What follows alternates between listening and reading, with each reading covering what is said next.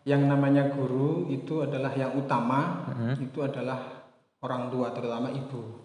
Kalau ilmu malah justru manusia malah kalah dibandingkan dengan iblis dan setan.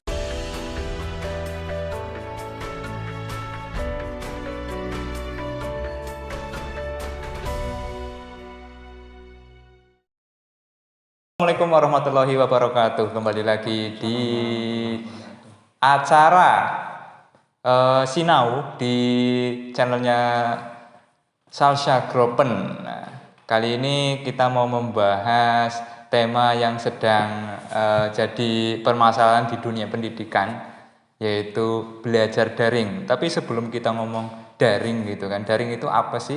Kalau bahasa daring itu kalau nggak salah ya itu baru saja digunakan di Indonesia kan. Terkenalnya itu online gitu. Jadi yang namanya online berarti kan harus koneksi dengan internet atau sesuatu yang berhubungan dengan koneksi internet, bisa dikatakan online. Nah, ngomong-ngomong belajar daring, di sini kita kedatangan narasumber yang berkompeten di bidang penjelasan tentang daring tersebut, yang ngurusi anak-anak belajar daring kapan dan ngurusi tetek bengek tentang belajar di sekolahan. Dengan beliau Bapak Anas Tahmid. Nah, jadi nanti beliau bakal jelasin apa sih belajar daring itu gitu. Oke, kita langsung saja biar beliau juga perkenalan di sini karena baru masuk channel ini, baru kelihatan. Silahkan Pak Anas. Ya, sebelumnya Assalamualaikum warahmatullahi wabarakatuh.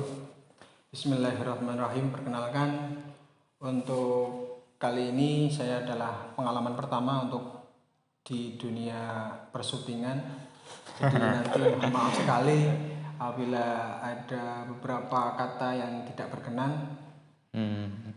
Untuk nama adalah Anas, nama panggilan Anas nama panggilan Anas. Santai nama aja. Lengkapnya Anas Tahmid, seperti itu. Pokoknya di sini kita bincangnya santai aja, santai kayak kita ngobrol aja gitu. Ya, terima kasih. Kemudian terkait dengan alamat, saya Grogol Benatus. Terus kemudian pendidikan itu dimulai dari RA Grogol Benatus, terus kemudian MI Grogol Benatus atau sekarang menjadi Min Negeri 3 Kebumen. Terus kemudian dilanjutkan di MTS Salafiyah Safiyah Grogol sini. Terus kemudian MA-nya juga di MA Salafiyah Safiyah Grogol Benatus, seperti itu.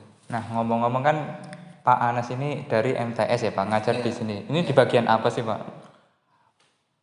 Alhamdulillah, ataupun ya untuk 2 tahun ini saya diberikan amanat untuk membidangi yaitu kurikulum. Nah, kurikulum. Jadi pas ya ini hubungannya dengan belajar daring dan lain sebagainya.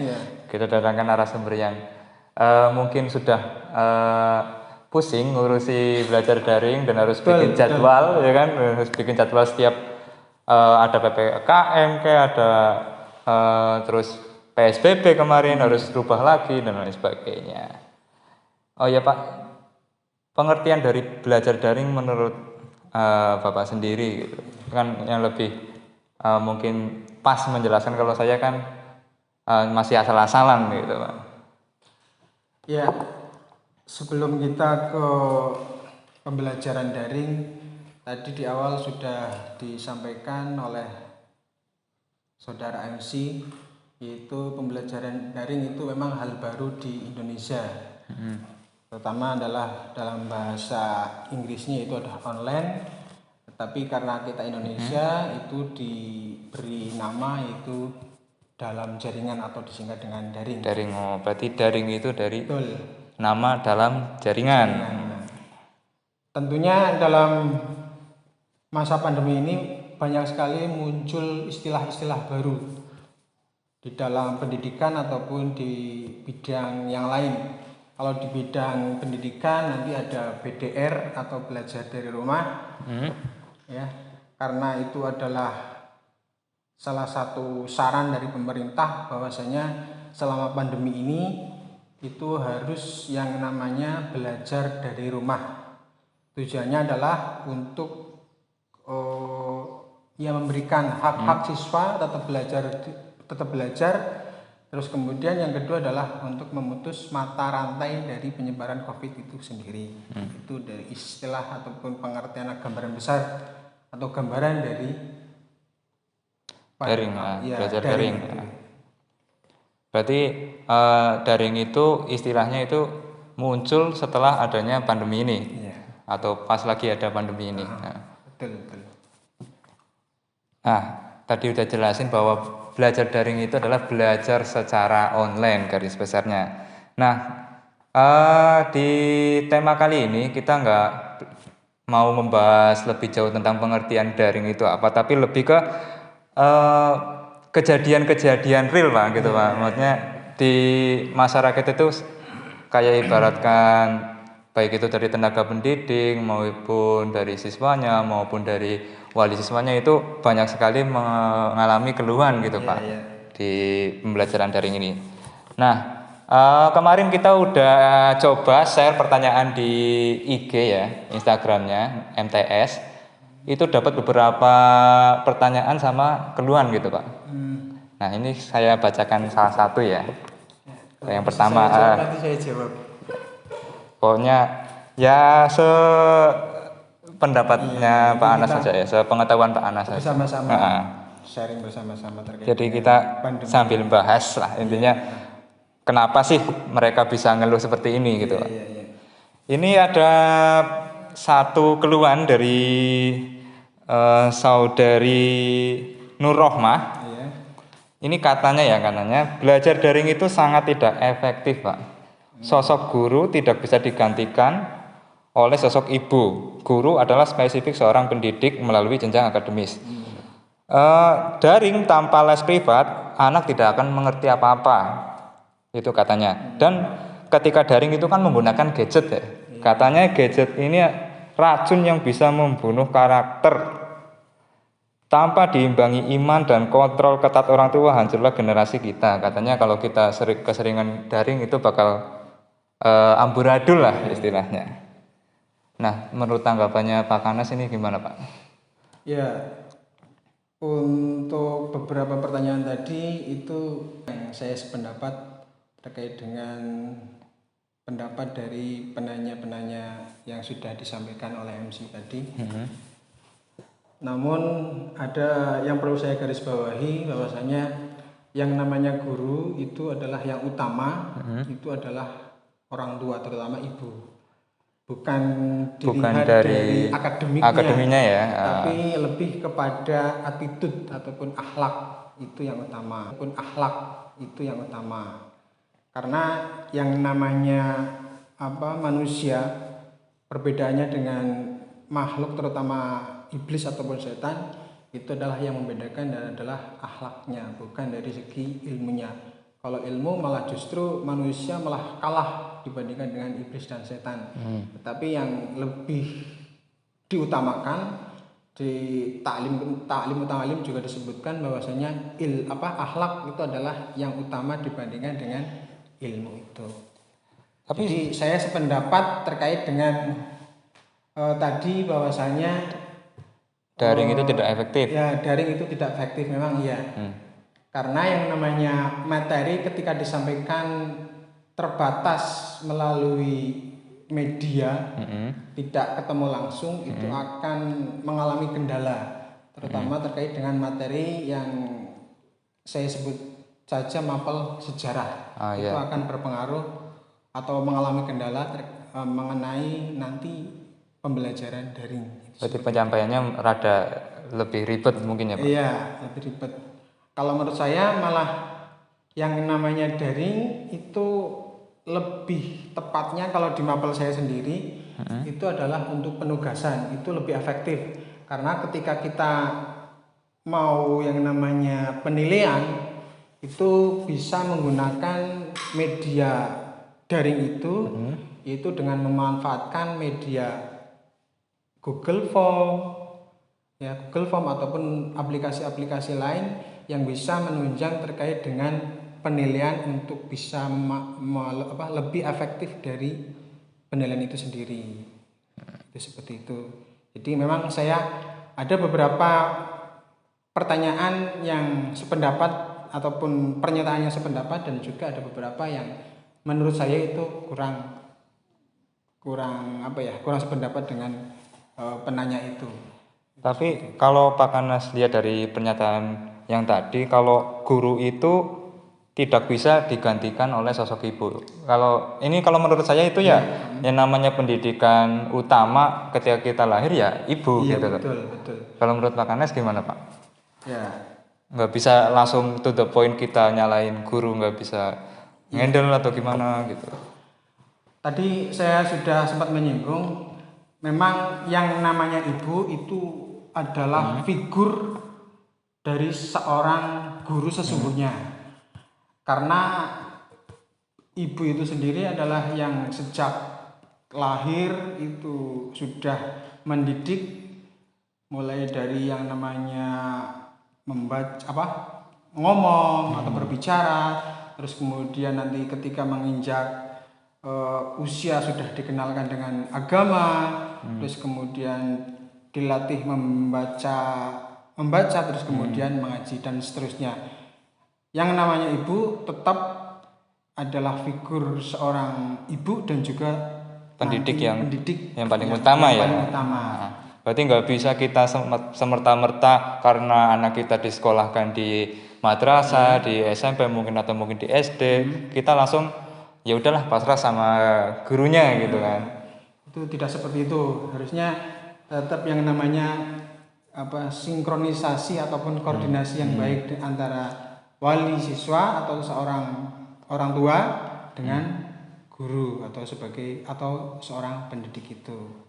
Berarti peran ibu masih tidak tergantikan. Ya, jadi betul. Bukan semerta-merta karena oke lah kita udah sekolahan di situ ya harus tanggung jawab guru. Ya, tidak. Nggak harus kayak gitu ya. Tanggung jawabnya harus bersama. Intinya kita handle bareng-bareng. Iya, betul. Karena kalau melihat tanggung jawab itu justru tanggung jawab dari orang tua itu lebih banyak waktunya dibandingkan dengan seorang pendidik atau madrasah. Karena kalau di madrasah itu sendiri paling sekitar 8 jaman. Itu kayaknya nggak nyampe. Tapi kalau dengan orang tua, dengan keluarga, itu malah justru waktunya lebih banyak. Bisa full time ya. Iya, bisa full time. Bisa ketemu langsung, bisa ngobrol langsung. Kalau guru mungkin terbatasnya itu di lingkup sekolahan aja. Iya. Oh ya, ini soal belajar daring Pak, kan pasti menggunakan gadget ya, salah satunya medianya HP gitu kan. HP. Nah, ini ada pernyataan bahwa kalau kita memegang ya gadget tersebut tanpa adanya kontrol bakal amburadul Pak. Tapi menurut penjenengan gimana Pak? Maksudnya pemanfaatannya itu harusnya gimana gitu? Kalau tadi yang pertanyaan terakhir itu saya agak sependapat ya. Karena yang namanya gadget itu memang kalau tidak bisa kita kontrol itu malah akan membawa dampak negatif bagi si user itu sendiri ataupun si pemegang HP itu sendiri. Karena apa? Dengan HP atau dengan gadget HP itu kita dapat melihat seluruh dunia ya. Media itu sangat luas sekali. Jadi kalau seandainya itu tidak terkontrol, maka yang namanya gadget itu bisa yang namanya membawa dampak negatif.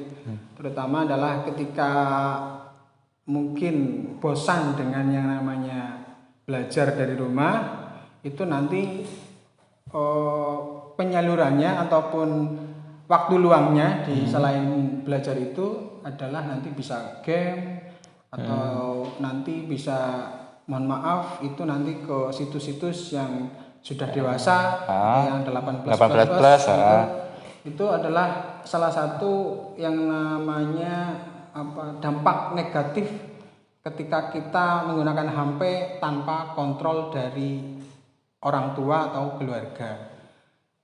Itu kalau dari orang dewasa ataupun mungkin kalau sama kita masih bisa ke kontrol ya. Maksudnya kalau anak-anak seumpama udah dipegangin HP, disuruh belajar ya mentok-mentok ya, walaupun mungkin dapat kuota dari sekolahan atau sebagainya, mentok-mentoknya buat main TikTok, buat game online gitu kan.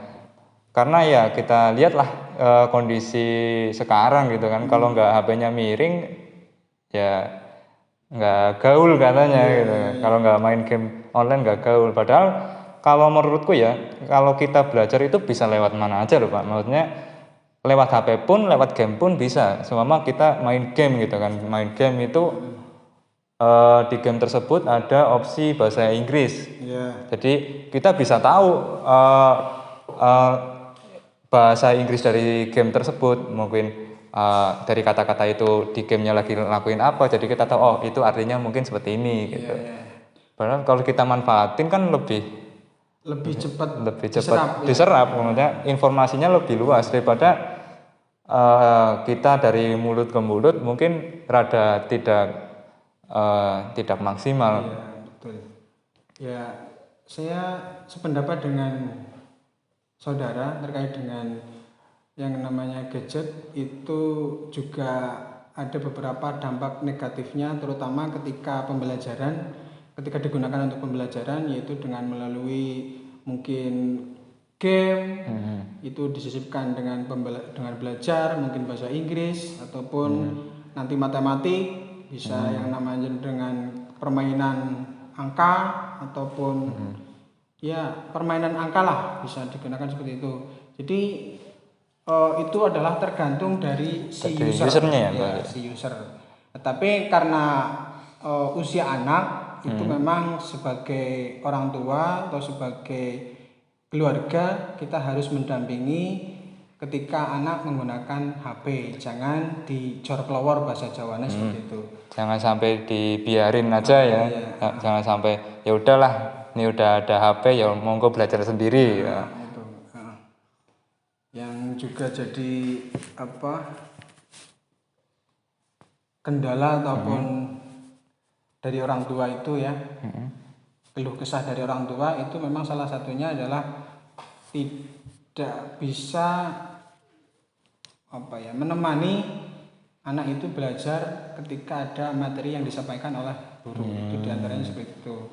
Ya, saya sih sependapat karena yang namanya orang tua itu sudah mempunyai aktivitas, apalagi yang namanya bapak itu harus yang namanya mencari nafkah, dan ibu mungkin sudah capek dengan urusan dapur dan juga yang lainnya. Itu sih saya memaklumi ketika orang tua atau keluarga dari peserta didik atau siswa itu banyak yang mengeluh terkait dengan pembelajaran daring itu sendiri. Oke, ini lanjut Pak. Ada pertanyaan dari salah satu siswa kita ini Pak. Ya. Dari IG-nya namanya @novalprakoso. Ya, kelas 9 ya. Kelas 9. Ini mau tanya, apa saja sih kelebihan dan kekurangan belajar daring saat pandemi? Ya, untuk pembelajaran daring ini tentunya pasti ada kelebihan kekurangan. Kelebihannya ya saya sebutkan kelebihannya dulu. Itu adalah di sini siswa merasa punya lebih banyak waktu dengan keluarga, itu diantaranya. Terus kemudian siswa merasa lebih santai dibandingkan dengan pembelajaran di kelas.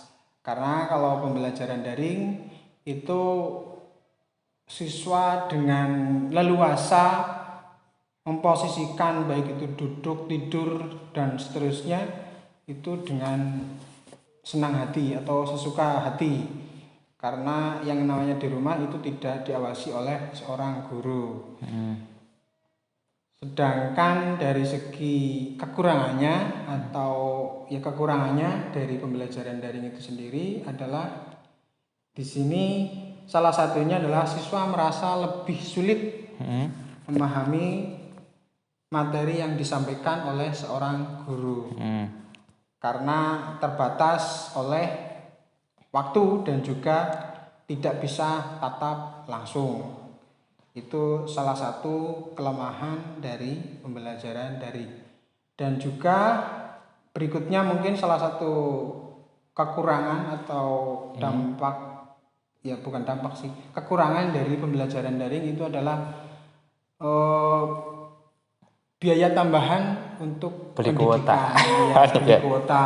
Beli kuota. Karena biasanya anak itu minta kuota, tetapi digunakannya Bukan buat belajar biasanya ya. ya, bukan untuk belajar, malah justru digunakan untuk main game, nonton YouTube dan seterusnya. Itu salah satu kekurangan dan kelebihan dari pembelajaran daring. Tentunya masih banyak yang lain, tapi ya saya ambilkan yang Garis besarnya ya, garis besarnya saja, seperti itu. Berarti rata-rata yang mengalami kendala di daring kemungkinan ya karena mereka walaupun dapat materi dari mungkin lewat WhatsApp atau mungkin dari Google Form atau apa itu mungkin dapat materi ya, tapi kesulitan dalam menjelaskannya mungkin kayak gitu ya Pak. Iya. Terutama adalah ketika penjabaran atau penjelasan terkait dengan materi yang disampaikan. Ketika kita misalkan menggunakan media WhatsApp, tentunya akan sedikit terbatas. Tetapi ketika menggunakan Zoom meeting misalkan, itu kelemahannya itu adalah di masing-masing peserta didik atau siswa itu jaringan kadang sinyal ataupun jaringan itu tidak stabil, sehingga ketika kita mau Zoom meeting malah itu justru membebani dari siswa itu sendiri. Karena nggak semua daerah itu terdapat sinyal gitu, sinyalnya kuat. Terus ini lanjut, ada pertanyaan nyasar ini Pak, anak SMK. Ini IG-nya namanya Aksantayo _Tayo. Aksan, alumni ya. Ini Tayo bis apa ya? Ya, alumni dari sini. Alumni MTS Salafiyah. Ini soal PPKM ya.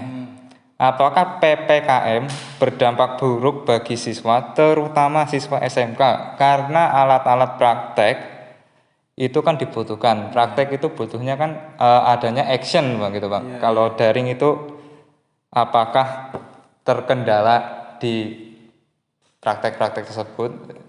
Ya. Terima kasih untuk pertanyaannya. Menyikapi pertanyaan tadi yang tentunya dalam masa pandemi ini banyak muncul istilah-istilah baru. Dari mulai yang pertama adalah PSBB, terus kemudian PPKM yang sekarang yang masih berlaku. Mungkin besok PKN, sejarah, kimia, matematika ya. Tentunya kalau dilihat dari kepanjangannya, kalau PPKM itu kan artinya pemberlakuan pembatasan kegiatan masyarakat. Ya, itu ditujukan adalah untuk mengurangi kegiatan masyarakat di luar rumah. Nah, itu nantinya adalah berdampak kepada pendidikan juga. Salah satunya tadi adalah anak SMK yang mungkin sekarang sudah kelas 2 yang butuh praktek biasanya PKL gitu. Harus PKL ataupun menghadapi lapangan langsung. Gitu. Semua kan kayak otomotif suruh nambal ban, apakah harus online gitu kan? Itu memang sangat ya. Gimana ya? Itu salah satu kendala ketika anak SMK akan melakukan yang namanya kerja lapangan ataupun praktek langsung. Karena kalau biasanya SMK itu kan ditujukan nanti fokusnya adalah nanti ke dunia kerja kayak di bidang, tanpa adanya PKL ataupun praktek itu tentunya tidak akan lebih maksimal dari segi pembelajaran di SMK itu sendiri. Nah, di masa PPKM ini tentunya adalah salah satu kendala di SMK ketika harus belajar online dan di situ waktunya itu tidak tepat digunakan atau tidak tepat waktunya ketika masa PKL atau masa praktek. Tentunya saya sendiri tidak sepakat ketika praktek itu harus yang namanya online itu. Iya, semua Saya kira tadi kurang kan maksimal. ada Saya kira kurang maksimal. pernah lihat kita di IG itu di berita bahwa itu ada Satpol PP datang ke tempat tambal ban terus bilang sekarang apa-apa harus online sampai tanggal yang tidak ditentukan. Nah, itu yang disuruh itu malah tukang tambal ban gitu, Pak. Iya. Kan lucu gitu kan, tambal ban kan berarti yang namanya tambal ban kan pasti butuh alat, harus lihat kondisi ban motornya gimana gitu, ban mobilnya gimana, bocor di sebelah mana lah, itu online gitu Pak. Apakah melalui Zoom meeting terus kita suruh orangnya yang mau nambal, Mas itu digeser ke kiri Mas itu kurang kencang, ini pakai obeng ini Mas gitu. Ya, kalau kita berbicara daring ketika menyentuh ke praktek kan aneh itu tentunya tidak akan maksimal. Kalau kita melihat YouTube malah mungkin tidak perlu sekolah ya, perlu sekolah karena dengan YouTube itu nanti di situ banyak video-video tutorial yang nantinya akan menghasilkan menghasilkan ilmu-ilmu yang mungkin belum diketahui oleh kita itu. Kalau dilihat dari pembelajaran daring. Tapi kalau praktek di SMK itu kan adalah pengalaman yang nantinya bisa pengalaman yang nantinya bisa diterapkan di dunia kerja ataupun di nanti ketika anak itu berwirausaha ataupun yang lainnya itu seperti itu. Terus lanjut nih, ada pertanyaan atau istilahnya curhat lah, ini keluh kesah lah. Keluh kesah. Ini dari Umi Syarifah 42. Siapa ya? Kurang tahu ini Pak, ini di IG. Umi Syarifah. Kalau nggak salah itu salah satu alumni. Istri. Istrinya siapa? Salah satu istri dari pegawai di MTS. Oh gitu. Itu istrinya Kajiani. Oh, ini kameramen ini. Kameranya guyu-guyu. Oke, entah curhat atau hanya tanya. Ya. Jadi sebagai pendidik, COVID itu apakah separah yang diberitakan kayak di berita-berita, sehingga pendidikan menjadi korban? Kedepannya apakah pendidikan akan seperti ini selamanya? Adilkah untuk dunia pendidikan sedangkan di pasar, di tempat rekreasi biasa aja seakan tidak ada COVID gitu Pak. Nah, menurut jenengan sebagai wakakurikulum dan tenaga pendidik, ini menanggapi kebijakan pemerintah yang seperti ini gimana Pak? Banyak kan sekarang PPKM gitu kan, pembelajaran daring hampir 1 tahun lebih kita belajar daring gitu. Ya, untuk menanggapi pertanyaan dari Mbak Umi Syarifah, itu terkait tadi apa? Yang intinya garis besarnya itu apakah akan seperti ini? Apakah seperti yang diberitakan namanya COVID itu separah itu gitu Pak? Sampai pendidikan seperti sekolah, SD, MTS, SMP sampai diliburkan dan harus daring gitu. Terkait dengan yang namanya pandemi ini, apakah akan apakah rekayasa ataupun ya intinya apakah di dunia pendidikan ini apakah selamanya kayak gini gitu Pak? Ya, kalau bercerita terkait dengan penyakit COVID-19 atau pandemi COVID-19 ini, sebenarnya awal-awalnya tadi memang saya antara percaya dan tidak. Ya. Tapi namanya virus pasti ada gitu Pak. Tapi yang namanya virus memang ada. Dan kita juga beberapa dari Dewan Guru ketika periksa atau kontrol di puskesmas itu juga ada yang terkena dengan virus COVID-19 itu. Ya, itu sehingga jadi saya sendiri sebagai orang awam yang tadinya tidak percaya adanya COVID-19, ketika itu sudah terjadi kepada rekan kita sendiri, itu jadi kita harus yang namanya berusaha untuk tetap menjaga kesehatan atau lebih dikenal dengan yang namanya 5M apa ya? Ada memakai masker, terus Mencuci kemudian tangan. menjaga jarak, mencuci tangan, terus kemudian ada menjauhi kerumunan, dan yang terakhir kalau nggak salah adalah mengurangi atau membatasi mobilitas. Terus kemudian apakah pembelajaran Bakal selamanya daring ini atau pembelajaran seperti ini akan selamanya digunakan di dunia pendidikan? Tentunya kita ikuti aturan yang berlaku di Indonesia karena kita hidup di negara hukum. Ya tentunya kita harus ikuti aturan yang berlaku di negara Indonesia itu sendiri. Karena itu juga tentunya adalah tidak mungkin aturan itu dibuat untuk menyengsarakan warga Indonesia itu sendiri atau rakyat Indonesia itu sendiri.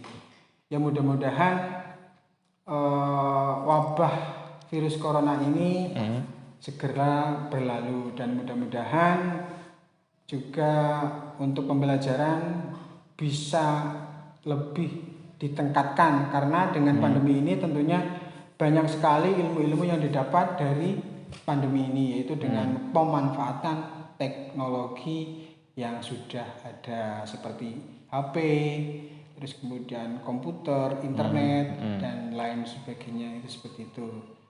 Ya mudah-mudahan kita berdoa saja, mudah-mudahan wabah ini segera berlalu dan segera hilang dari muka bumi ini, terutama di Indonesia. Amin. Oh ya, ini pertanyaan terakhir dari saya ini, Pak. Iya. Ini saya juga penasaran gitu kan.